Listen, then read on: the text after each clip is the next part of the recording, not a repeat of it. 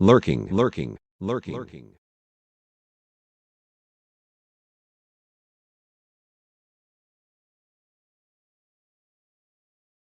You know what to do. Do it now, else something may be lurking you.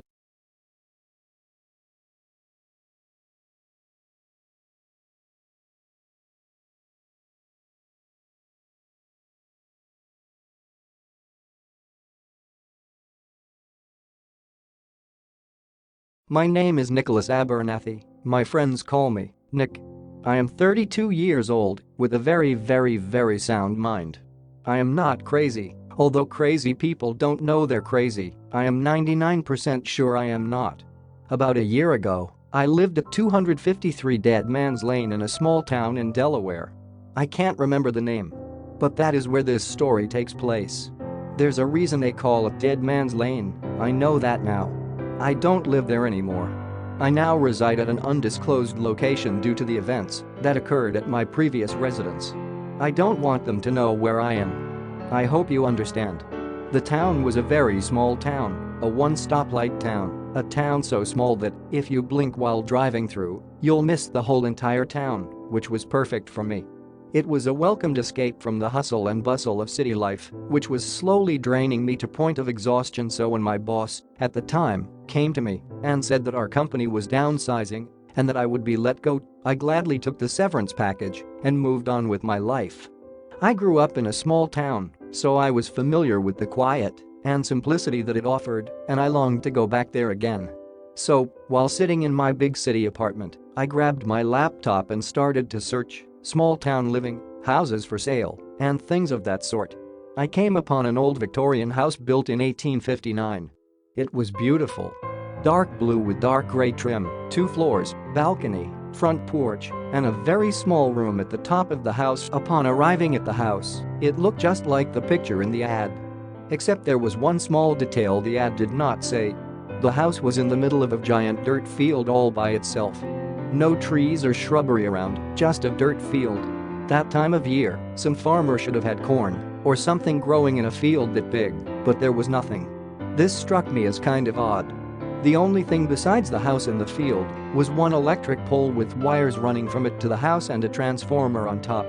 The driveway was at least a quarter-mile long with other little roads branching off of it going to certain parts of the field then connecting back to the main driveway.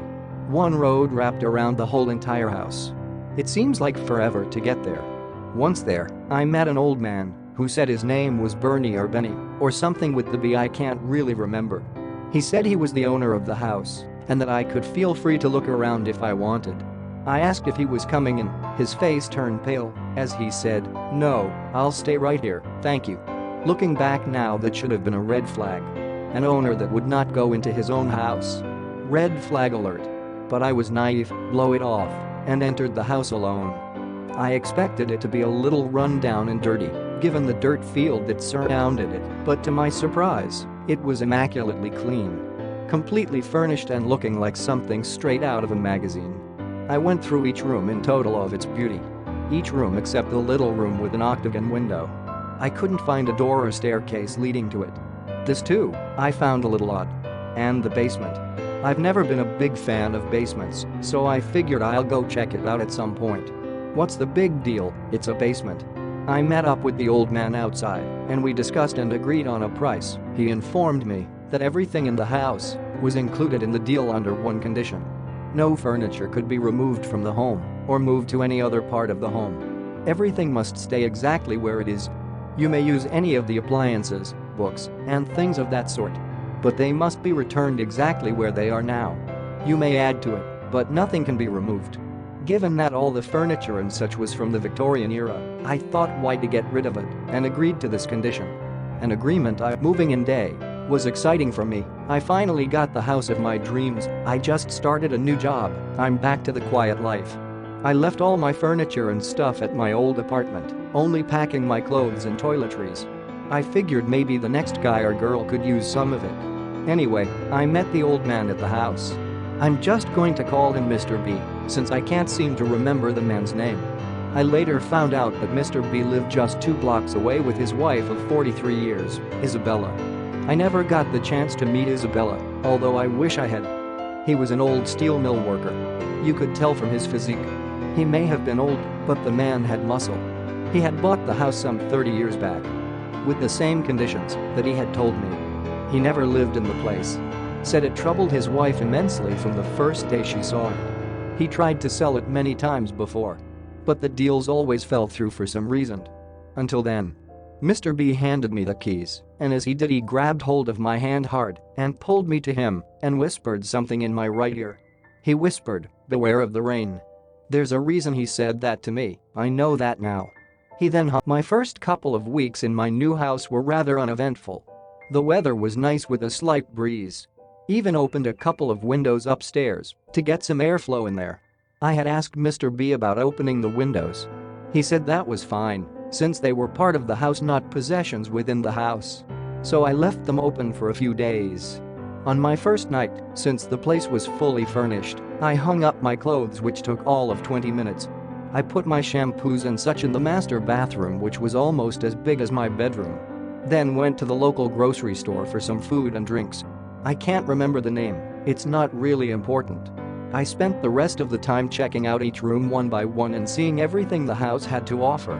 About a week or so later, I finally found the door that led to that little room with the octagon window.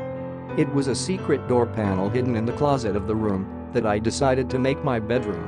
For some unknown strange reason, something told me to push on the back of the closet. I did. The door swung open, revealing a spiral black metal staircase that led to said room. It was a very small room, about the size of a walk-in closet by today's standards. In the said room was a very old desk positioned just under the octagon window and a stand-up lamp to its left. Old wood planks for walls as well as the ceiling. The floor was what looked to be brand new hardwood. So I decided to make it my office. The rest of the house consisted of 5 bedrooms, a huge kitchen, a parlor, a living area, 3 full bathrooms, a study, and a basement. Oh, the basement. I decided to check it out one night. I was bored and needed something to do. That was a bad idea.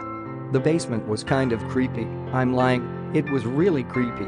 The door to the basement had little holes all along the edges, top, bottom, and right side of the door, like someone had nailed it shut at one point.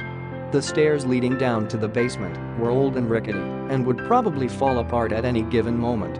Unlike the rest of the house, that was immaculately clean, like I noted in previous passages. The basement, however, was not. There was dust and dirt and cobwebs everywhere. It had a strange odor.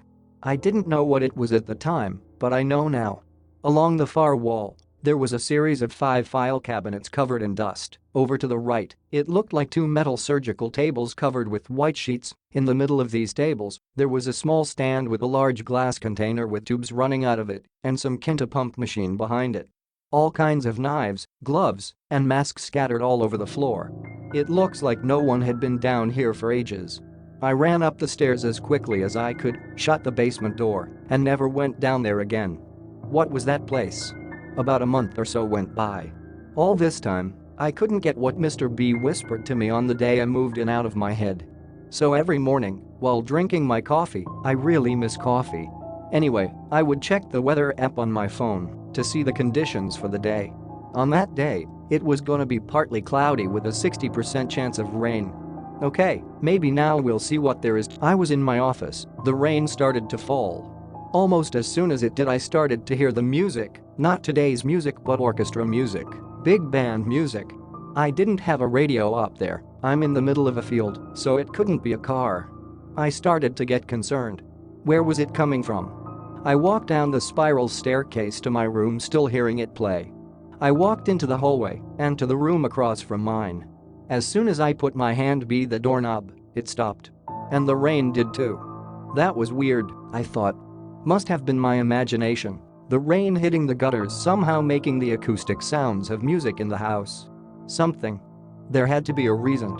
After a while, I stopped thinking about it and went on with my night. A few days later I ran into Mr. B. The day that changed my life forever happened about 2 weeks later. I was at work.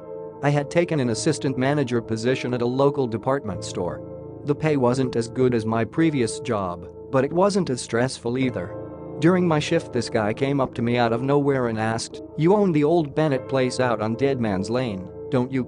I was reluctant to answer, but I finally said, yes I do." He was a big guy, biker type, 50-ish with long gray hair and tats.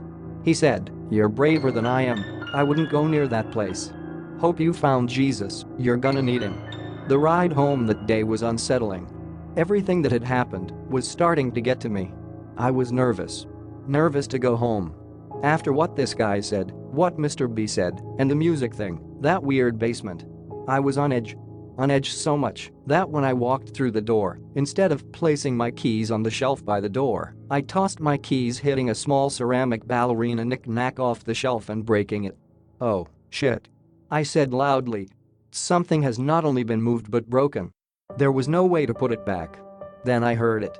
A slow growling sounds like a wild animal coming from the basement door, then from the kitchen, then from upstairs, then from everywhere. I couldn't take it anymore.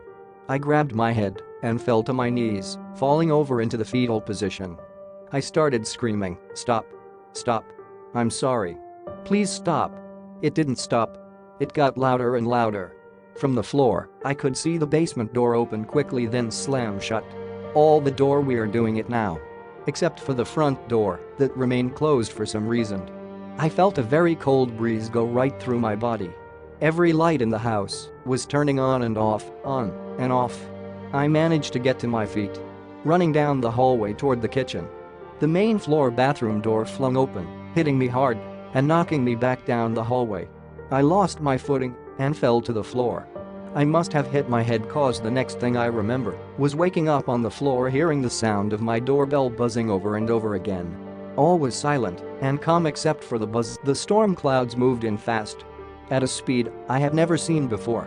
Thunder started to roar. I tried to explain to Mr. B that I have broken a knick-knack. In his panic state he said, "That's the least of your worries, let's go." The rain started falling hard. Lightning was crashing as the thunder roared on. That music started playing again, only this time Mr. B heard it as well.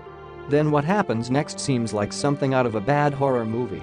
The house seems to suck Mr. B into it, nearly knocking me down in the process and sliding him fast across the floor and slamming him into a table that laid against the adjacent wall, breaking the leg of the table and forcing it to crash to the floor. Another thing broken. The front door slammed with a force so hard that it broke the front two windows completely out, allowing the rain to pour into the house.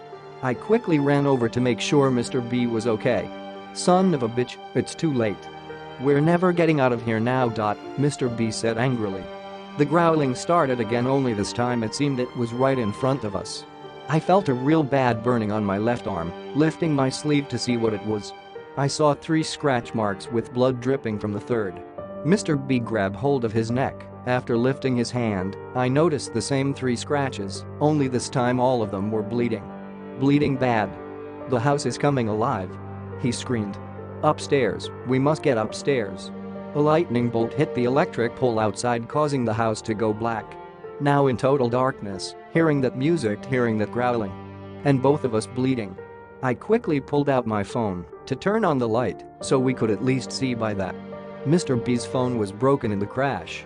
I turned on my light, only to notice the cellar door slowly opening by itself, the growling getting louder, and what appeared to be a black mass of goo pouring from the basement door and heading in our direction fast. I screamed, "Look out," and grabbed Mr. B by the arm and pulled him out of the way, barely escaping the goo. We ran frantically up the stairs. What should have been 20 to 25 steps seemed more like 30 or 40. "This house is alive," Mr. B yelled. Finally reaching to the top, I shined the light down the hallway of doors that were on the second floor. The hallway seems to be longer than I remembered, with extra doors that I never had before. The walls were expanding and contracting like the house was breathing. There was a red substance, resembling blood, include them for all I know, oozing from the ceiling down the walls. My bedroom was at the end of the hallway.